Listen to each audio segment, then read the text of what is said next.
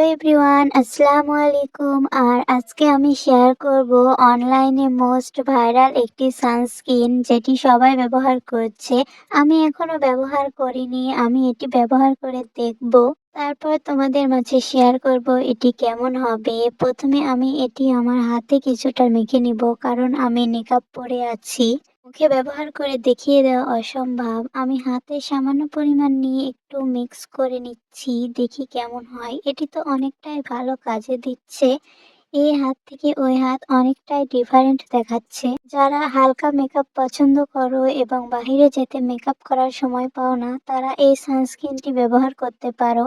এটি তাদের জন্য অনেক বেশি ভালো হবে এবং এটি ব্যবহার করলে মাইসেলার ওয়াটার দিয়ে ডাবল ক্লিনজিং এর প্রয়োজন হবে না, কারণ এটি ওয়াটারপ্রুফ না। এটি সাধারণ একটি সানস্ক্রিন, তবে অ্যালার্জি থাকলে এটি অনেক বেশি ক্ষতি করতে পারে।